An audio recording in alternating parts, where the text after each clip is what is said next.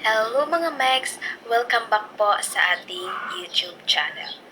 Gusto nyo bang malaman kung paano gawing zero ang following sa ating Facebook page or Facebook main account? From 2.9k following, gawin po natin itong zero following.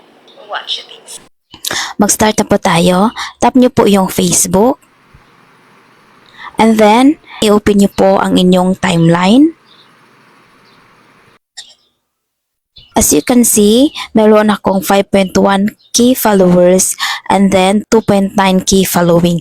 For example, yung following ninyo gusto nyong gawing 0. So, gagawin po natin iyan. Ituturo ko po sa inyo step by step. Tap po natin itong 3 dots.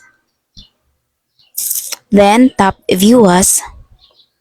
Ito na po yung makikita ng kapwa content creator natin once pumunta po sila sa ating Facebook page or Facebook main account.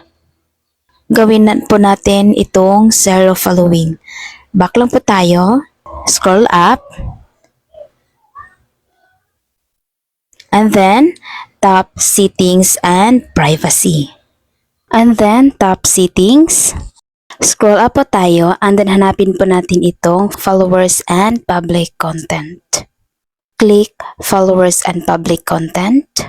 As you can see, itong Who Can See the People, Pages and List You Follow, naka-public po ito. So, gawin po natin itong Only Me. Tapos, i-click nyo lang po itong Public.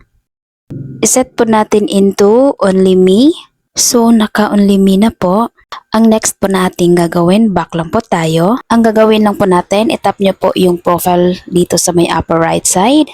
Click nyo lang po itong profile at pupunta po tayo sa ating timeline. I-refresh lang po natin yung timeline. Then, tap 3 dots.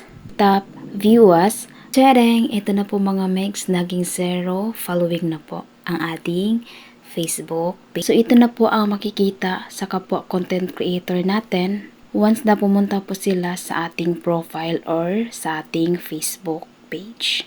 So, ganyan lang po ang inyong gagawin mga megs. I hope po nakatulong po sa inyo. Bye-bye!